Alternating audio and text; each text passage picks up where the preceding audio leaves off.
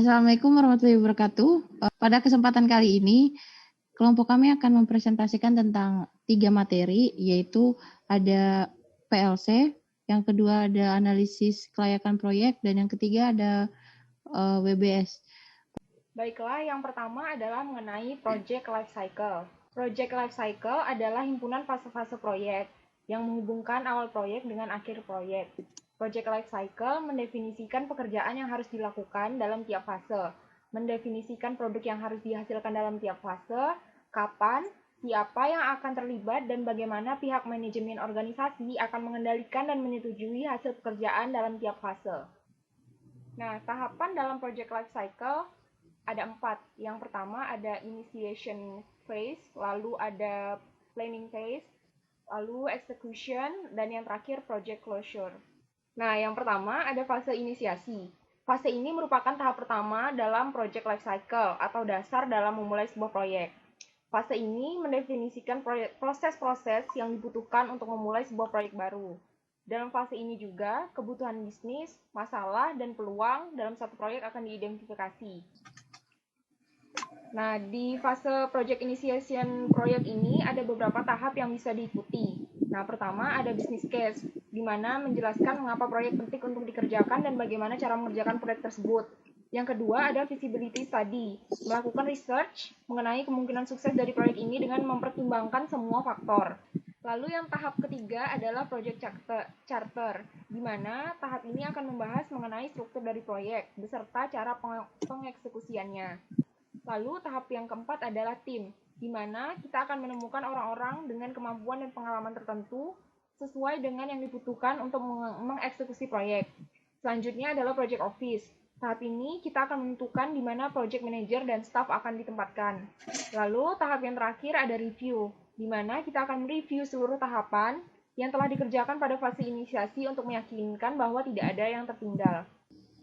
Nah, fase selanjutnya adalah fase perencanaan, di mana perencanaan merupakan tahap yang paling penting dalam dan membutuhkan waktu banyak dan personel yang terlibat sesuai dengan besar kecilnya proyek. Nah, dalam fase perencanaan ini ada beberapa key output yang dapat diharapkan. Di antaranya sebuah kontrak tim, sebuah pernyataan ruang lingkup, sebuah WBS, lalu sebuah jadwal proyek, dan yang terakhir adalah daftar prioritas risiko. Nah, fase selanjutnya adalah eksekusi. Fase eksekusi merupakan tahap dilaksanakannya proyek, mulai dari pembelanjaan sampai dengan konstruksi, mengacu pada output dari tahap perencanaan. Dalam fase eksekusi ini ada beberapa output yang dihasilkan, diantaranya produk akhir, lalu ada testing dokumen, selanjutnya ada manual guidance, lalu ada technical dokumen, dan yang terakhir ada software architect dokumen. Fase terakhir dari project life cycle adalah project closure. Nah, di dalam fase ini ada 3 aktivitas yang dapat dilakukan. Yang pertama, closure of the product, di mana akan memberikan final deliverables kepada klien. Lalu yang kedua ada closure of the project. Ini berarti akan menutup prosedur secara administratif, memperbarui dokumen proyek, dan mengarsipkan database dan dokumen tersebut. Yang terakhir ada closure of the resource behind the project. Berarti penutupan keuangan proyek dan sumber daya yang ditugaskan dalam proyek harus dikembalikan. Nah, setelah itu, langkah akhir yang perlu dilakukan pada tahap ini yaitu melakukan post-implementation.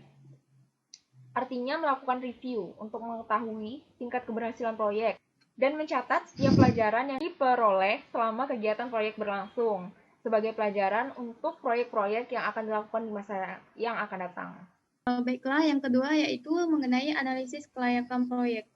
Analisis kelayakan merupakan sebuah kegiatan yang dilakukan untuk menilai kelayakan investasi baik pada suatu proyek maupun bisnis yang sedang berjalan.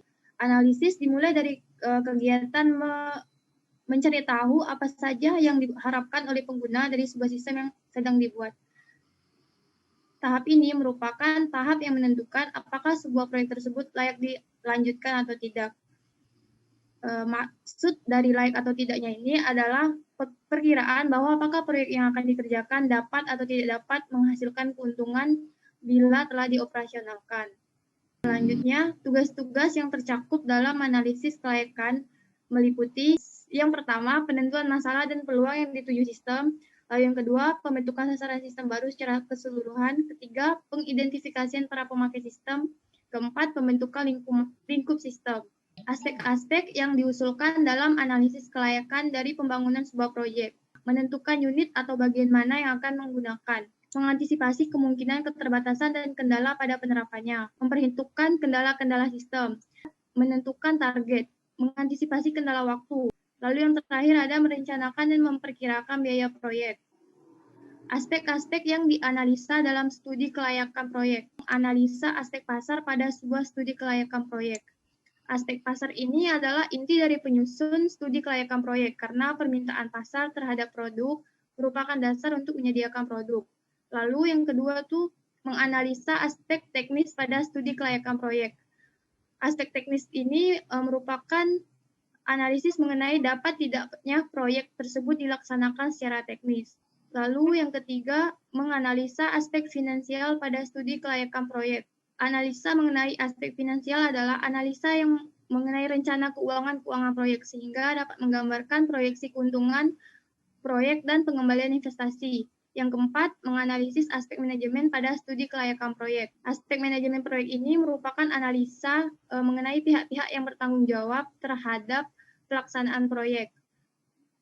Lalu yang kelima, mengenali resiko pada studi kelayakan proyek.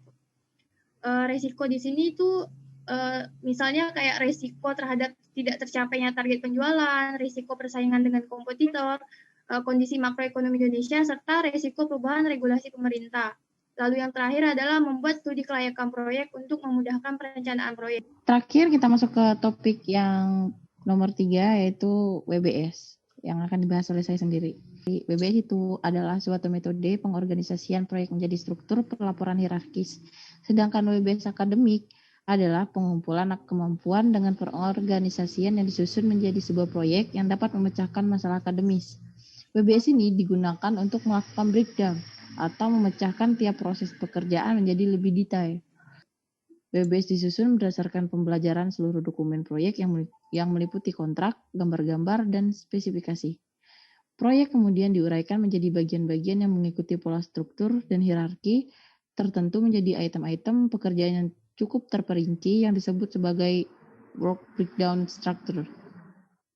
Berikut merupakan contoh dari WBS. Dapat kita lihat pada gambar di sini. Yang dimaksudkan di level 1 ini adalah sistem informasi akademik yang telah kami rancang. Terus masuk ke yang level 2, di sini ada 5 topik. Dan yang ke level 3 ini beberapa tugas yang telah diuraikan di beberapa topik yang telah ditentukan, yang telah dikategorikan. Setelah melihat contoh WBS yang telah kita buat, dapat disimpulkan menjadi 5 kategori. Yang pertama ada perencanaan, analisis, kategori ketiga ada desain, yang keempat implementasi, dan yang kelima operasi, support, dan keamanan. Nah, pada bagian ini telah dijabarkan kategori beserta dengan sub-sub kategorinya. Pada tahap pertama yaitu perencanaan. Di sini yang pertama dilakukan adalah pembentukan tim proyek, meninjau permintaan proyek, dan mengalokasikan sumber daya. Dan yang selanjutnya ada analisis. Yang pertama harus dilakukan yaitu melakukan pemeriksaan pendahuluan, mempelajari cara kerja sistem saat ini, dan yang menentukan keinginan, kebutuhan, dan persyaratan dari user. Serta yang terakhir yaitu pengumpulan data mahasiswa. Dan yang ketiga, pada kategori ketiga yaitu desain. Di sini ada 2 subkategori, yaitu mengembangkan rincian dari sistem informasi baru atau sistem informasi yang akan dirubah pada sistem informasi yang sebelumnya. Dan yang kedua ada mengolah data ke dalam bentuk software dan hardware. Yang kategori keempat yaitu implementasi dengan sub-sub kategori yang pertama yaitu mengembangkan program, yang kedua menginstal dan menguji sistem baru, yang ketiga mengkonversi ke sistem baru, dan yang terakhir ada pelatihan kepada user. Selanjutnya ada kategori yang terakhir yaitu operasi, dukungan, dan keamanan. Di sini ada 3 subkategori yaitu melakukan kegiatan pemeliharaan, memantau kinerja sistem, dan menilai keamanan sistem.